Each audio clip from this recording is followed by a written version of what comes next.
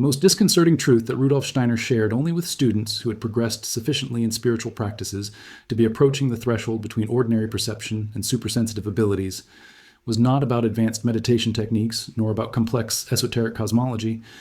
but it was about complete and paradoxical reversal of what practically everyone expected to find when they embarked on a spiritual path, imagining that development would mean progressive ascension towards increasingly luminous experiences of connection with transcendent dimensions, without recognizing that it would first be necessary to traverse obligatory descent into the darkest depths of one's own nature, confronting what Steiner called the guardian of the lesser threshold,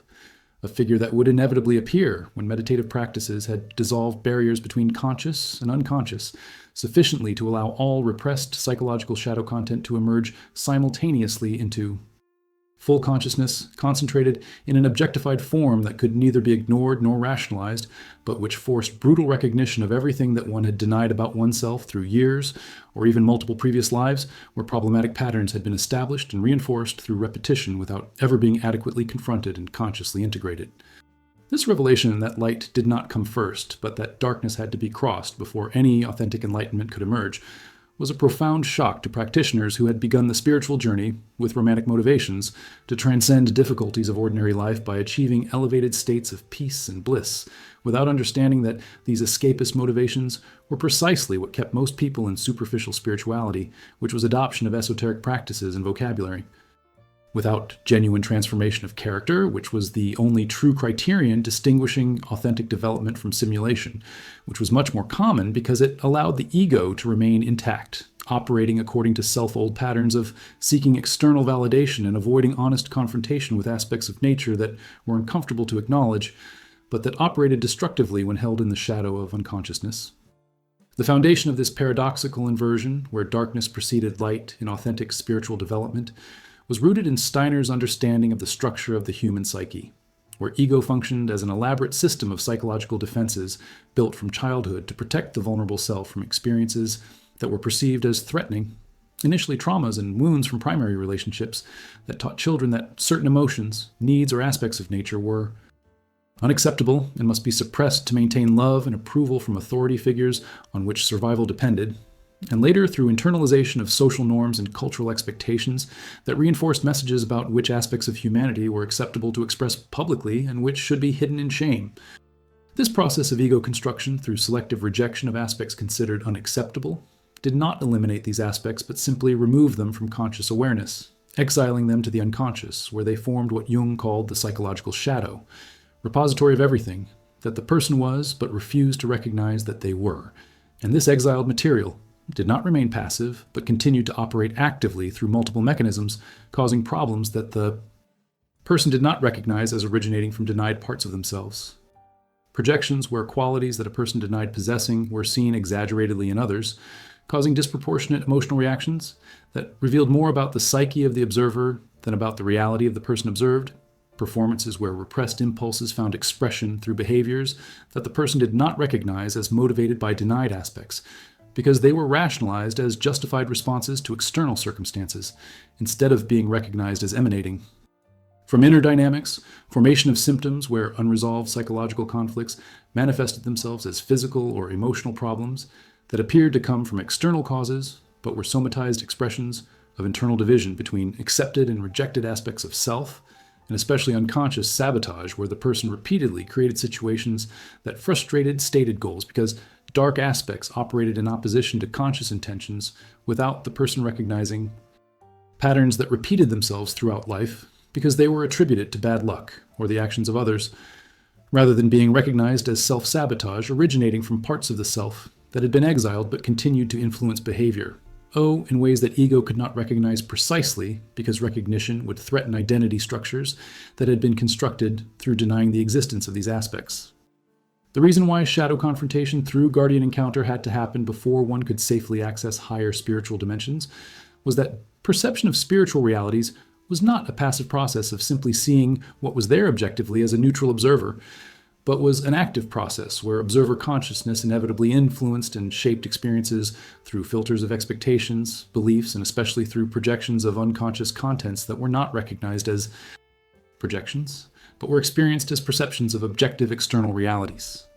person who had not recognized and integrated own shadow would inevitably project denied aspects into perceptions of spiritual beings and dimensions, creating dualistic cosmology that reflected unrecognized inner division, rather than more complex and nuanced spiritual reality. Seeing some beings as purely good and others as purely evil, projecting inner division between accepted aspects that were identified as true self and rejected aspects that were projected as internal or external others. Interpreting transcendent experiences as confirmations of special spiritual superiority, rather than recognizing that access to spiritual dimensions was universal potential available through development of capabilities that anyone could cultivate through disciplined practice, and especially using spiritual capabilities to serve ego inflation rather than genuine evolution, because fundamental motivation remained recognition of being special rather than compassionate service to the collective good. Guardian therefore functioned as a final test, ensuring that only people who had developed sufficient self-awareness to recognize their own projections and who had sufficiently integrated shadow so as not to distort spiritual perceptions through filters of unrecognized unconscious material gained access to dimensions where these distortions could cause harm not only to themselves through reinforcing illusions, but to others and even to structures of spiritual reality that were malleable to thoughts and intentions in ways that dense physical reality was not, because they operated according to different laws, where consciousness had direct formative power by shaping experience through quality of awareness. The process through which Guardian manifested was not a sudden and unexpected event, but was a gradual culmination of changes in consciousness that had been occurring through months or years of disciplined meditative practice that progressively dissolved identification with the constant stream of thoughts that characterize the ordinary mind, allowing one to develop the capacity to observe mental processes without being completely absorbed by them, and as this capacity to witness grew stronger. Through consistent practice, barriers that normally kept unconscious contents separate from conscious awareness began to weaken, allowing material that had been repressed. Feelings began to rise where they had previously been kept firmly out of awareness through defense mechanisms that operated automatically without the person realizing that they were actively avoiding confrontation with aspects of themselves that had been judged unacceptable. Initially, this process manifested itself as a gradual intensification of disturbing thoughts during meditations, where instead of experiencing peace and quiet as the person naively expected, consciousness became increasingly occupied with thoughts that would normally be suppressed or ignored, but which now demanded attention with a persistence that could not be easily dismissed. Fantasies of violence that the person had always had, but managed to keep peripheral, emerged with graphic vividness. Sexual impulses that were considered inappropriate or shameful became impossible. Of ignoring harsh judgments about others that contradicted self-image of being a compassionate person revealed themselves in all their cruelty. Fears that had been minimized or denied showed themselves in a depth that was terrifying, and especially feelings of anger, envy, resentment that had been suppressed because they were incompatible with the identity that person had constructed, emerged with force that threatened structures of self that had been maintained through denying the existence of these feelings. This phase where unconscious contents began to emerge but had not yet crystallized into a guardian figure was an extremely challenging period that many practitioners mistakenly interpreted as a sign that practices were failing or that they were spiritually regressing when in fact it was Ev. The idea that practices were working exactly as they should was bringing to the surface material that needed to be worked through if genuine transformation was to occur. And it was at this point that many abandoned the path by returning to activities that kept the mind constantly busy, avoiding confrontation with inner contents that were uncomfortable, but that could only be transformed through being honestly confronted rather than continually avoided through external distraction.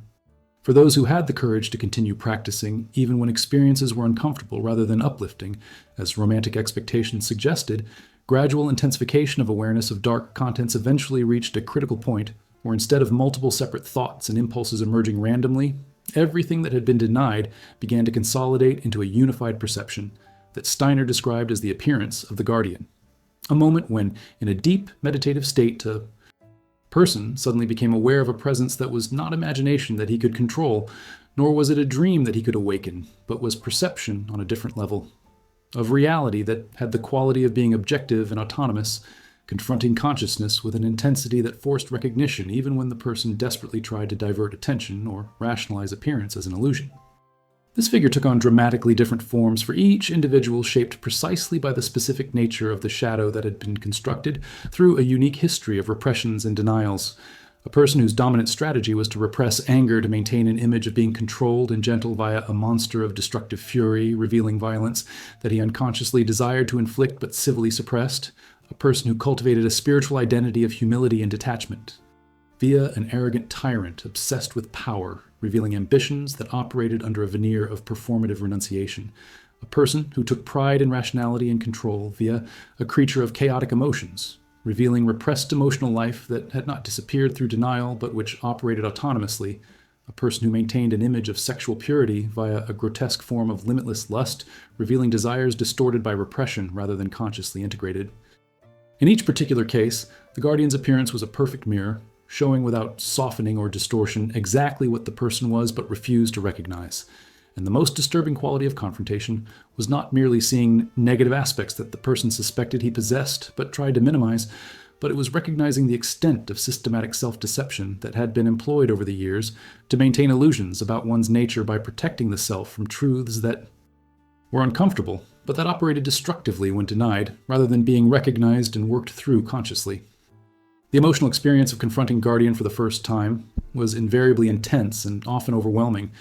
because it was not merely abstract intellectual recognition of having some flaws, as everyone does, but it was visceral confrontation with one's entire capacity for thoughts and impulses that one had judged as absolutely unacceptable and that one had projected exclusively onto others, while seeing oneself as a fundamentally good exception who occasionally made minor justifiable mistakes. Horror at recognizing that capacities for cruelty, manipulation, cowardice, extreme selfishness that one had always attributed only to others were also present in one's own nature, only kept in control through favorable circumstances and willpower that could fail under sufficient pressure. Shame at seeing exposed every performance of virtues that were just masks, covering motivations that were much less noble than narratives one told oneself to maintain a positive self-image. Fear that if the complete truth about oneself were known by others, it would be universally rejected because no one would accept someone with these characteristics that were kept carefully hidden. Anger at having to confront aspects that they had preferred to continue ignoring indefinitely because recognition threatened identity structures that had taken years to build and maintain. And especially despair that, if revealed imperfections were so fundamental and extensive, then transformation was impossible and spiritual failure was inevitable. These emotional waves that swept through the system when Guardian appeared were a crucial test, because the temptation was to flee by shutting perception back into the safe confines of ordinary consciousness, where Guardian could not be perceived, but where there was also no possibility of further progress, or to collapse into psychological fragmentation, where intensity of revelations overwhelmed the ability to and integration, and only when a person could maintain a thread of awareness observing.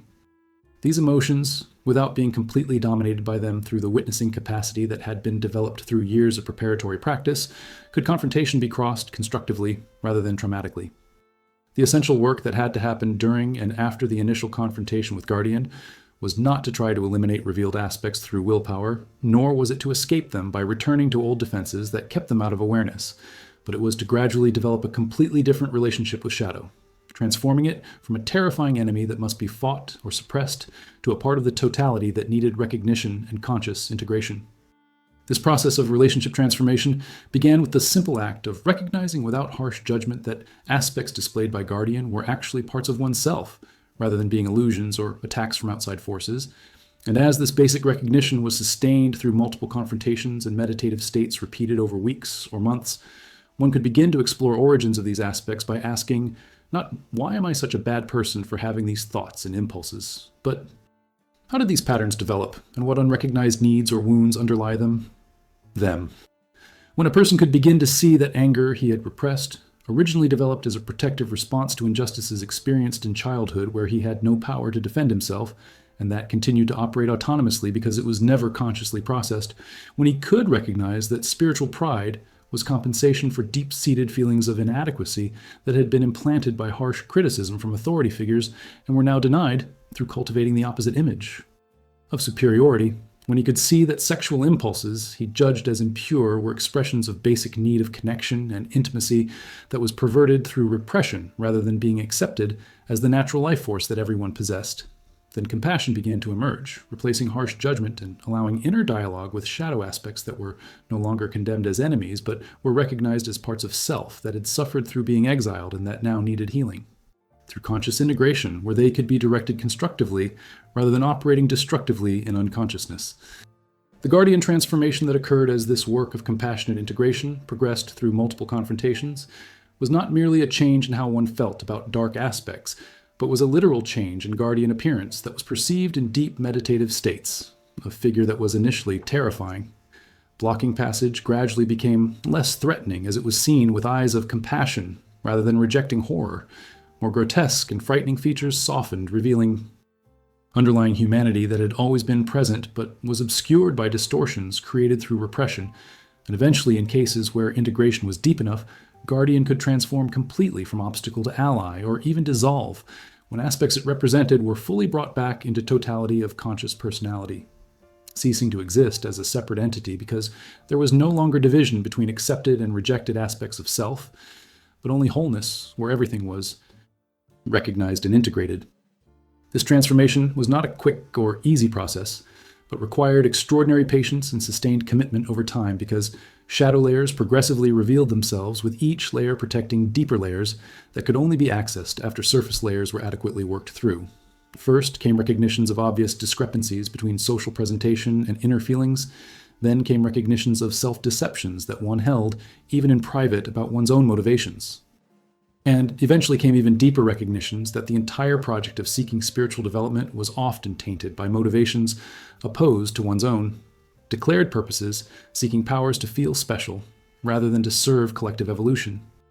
The deeper meaning of "not all light comes first" that Steiner repeatedly emphasized when teaching about Guardian was that light that came before darkness was confronted was often the false light of spiritual inflation, where one experienced heightened states of consciousness through meditative techniques, but interpreted them as signs of special evolution that differentiated one from the unenlightened masses. Undermined instead of recognizing that elevated states were predictable effects of correctly performed practices, and that they were accessible to anyone applying the same techniques disciplinedly, and that this false light of spiritual ego disguised as authentic achievement was more dangerous than honest darkness, because it created the illusion of progress, while precisely strengthening ego structures that should be being dissolved through genuine practice. True light that emerged after honest confrontation with darkness had a completely different quality of humility instead of arrogance, because a person who had fully recognized his own shadow could no longer maintain illusions of superiority over others, recognizing that everyone shared the same basic tendencies, even though specific forms varied, of compassion instead of judgment, because a person who had developed compassion for his own dark aspects, by recognizing them as responses to wounds, could extend the same compassion to others who struggled with similar patterns of a sense of interconnectedness instead of a special separation, because recognition of shared humanity dissolved artificial barriers of ego that created division between self and others, and especially of responsibility rather than entitlement, because developed capabilities were recognized as gifts to be used in collective service rather than personal achievements generating the right to feel superior. This authentic light did not eliminate darkness by denying it, nor transcend it by escaping to higher dimensions, ignoring inferior polarity, but it integrated darkness by recognizing it as a necessary pole of existence that, when accepted and worked on consciously, contributed to depth and wholeness that were impossible in a person who identified only with light rejecting darkness that then operated autonomously in shadow, causing multiple imbalances through projections, actions, and symptoms that the person did not recognize as originating from denied aspects. The promise that Steiner offered to people who had the courage to descend into darkness by confronting Guardian honestly, rather than fleeing for the comfort of old defenses, or seeking higher states by ignoring shadow integration work, was that on the other side of the process awaited authentic awakening, where inner light that had always been present but obscured by ego identification and shadow denial could finally shine through, revealing direct connection with spiritual source that transcended temporary personality, and that would persist through death and multiple future incarnations as an immortal core of individuality. This awakening was not the acquisition of something new from an external source, but was the removal of veils that obscured what had always been present, and veils could not be removed through techniques that attempted to force transcendent experiences while ignoring psychological material that needed to be processed, but only through the patient process of recognizing and integrating all denied aspects as they emerged into awareness during practices that dissolve barriers between conscious and unconscious, allowing honest confrontation with the totality of being, including aspects that the ego had deemed unacceptable and that had therefore been exiled, but which must now be brought back to wholeness if authentic development is to take place. Light that emerged after this process of integration was not something that person possessed, but was something that person was when identification with temporary ego constructs was transcended, revealing deeper identity that was expression of universal consciousness manifesting through unique individual form, contributing perspective that no other individuality could offer, because each soul was irreducible and irreplaceable, even while being part of greater wholeness that transcended sum of parts. Through emergent integration, creating new levels of organization and meaning that were not mere sum of components, but were new qualities emerging from relationships between parts organized in specific patterns. The permanent invitation that Steiner's teachings offered was not to seek light while avoiding darkness through practices that attempted to raise consciousness while ignoring shadow that would remain operating destructively in the unconscious, but it was to have the courage to come down first by honestly confronting all denied aspects through rigorous self-observation during meditations that brought unconscious contents to consciousness, where they were to be recognized without harsh judgment. That rejected them back, but with compassion that integrated them by recognizing them as parts of wholeness developed in response to conditions that deserved understanding. This practice of voluntary descent into inner darkness was much less traumatic than forced confrontation through life crises that demolished defenses, suddenly exposing the person to the entire content of So MBRA simultaneously, without preparation to process revelations constructively, and allowed working through progressively deeper layers at a pace that could be integrated without overloading the system. Through sustained dedication to practices of honest self-observation, performed disciplinedly over years, one would eventually reach the point of being sufficiently prepared to meet Guardian consciously, where confrontation would be deepening and confirming a process already begun, rather than a completely unexpected shock devastating a person without developed resources to work through revelations transformatively. The deeper dimension of Steiner's teaching on the need to confront darkness before light can emerge authentically was that this pattern of descent preceding ascension, of death preceding rebirth, of dissolution preceding reconstitution at a higher level, was not a peculiarity of spiritual development, but was a universal law operating at all scales of existence, from biological processes of decomposition, allowing new growth, to social transformations, where old structures must collapse before new. Ones can emerge to cosmic cycles of dissolution and manifestation that Steiner saw as breathing, of universe alternating between expansion and contraction through eons of evolution. Recognizing this universal pattern helped one not interpret the phase of confrontation with darkness as a personal failure or a deviation from the path, but as a necessary stage in the natural process of transformation that everyone must go through if they sought authentic development rather than superficial simulation. And this recognition provided the courage to continue when the temptation was to retreat into the comfort of old defenses that had protected ego, but that had also imprisoned in limitations that could only be transcended through having the courage to dissolve established structures, trusting that on the other side of dissolution awaited reconstitution in higher level of integration and wholeness that was impossible to achieve, as a person remained identified with old constructs that had to be abandoned to allow emergence of more authentic identity rooted in direct connection with spiritual source, rather than in artificially constructed narratives through internalization of social expectations and defenses against wounds that, although understandable, had become prisons when kept too rigid, preventing growth beyond standards established in earlier stages of development. The final wisdom that emerged from working deeply with Steiner's teachings on the Guardian and the need to confront darkness before light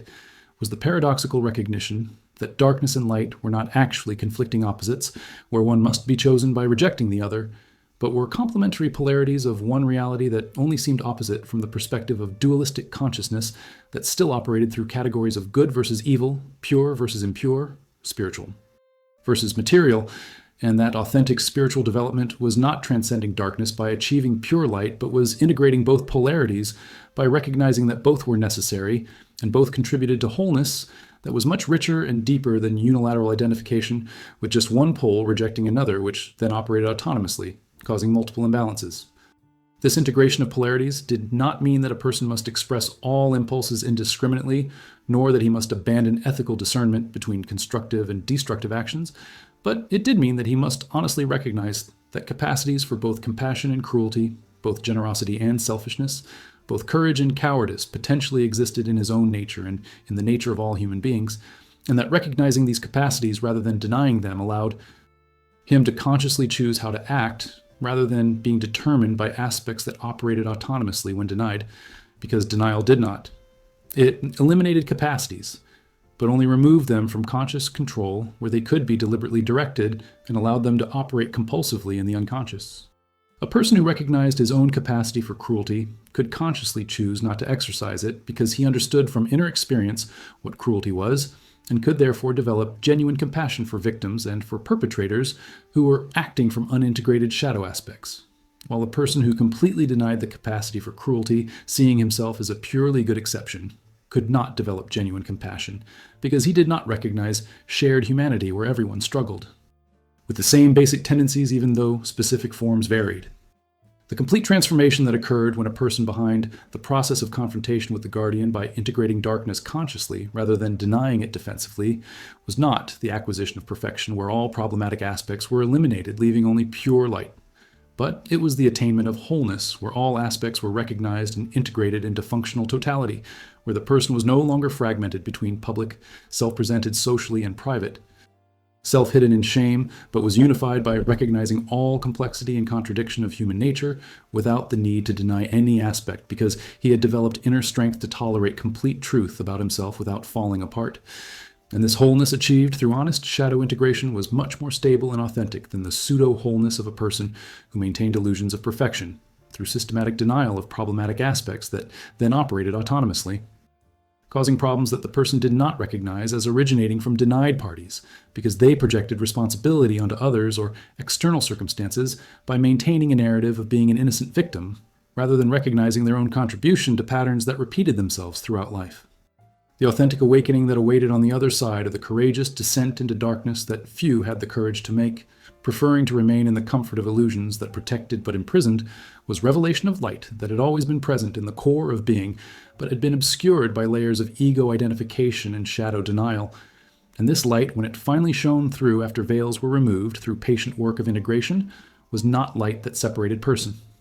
from others by creating a sense of special superiority, but was light that revealed fundamental interconnection of all.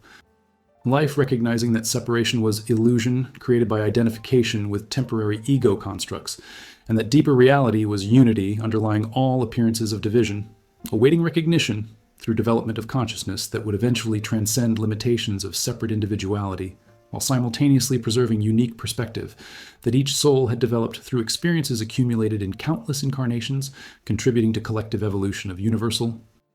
consciousness expressing itself through infinite individual forms, each offering unique viewpoint on wholeness that could not be achieved otherwise, because each perspective was irreducible and irreplaceable, even while being part greater whole transcending sum of parts.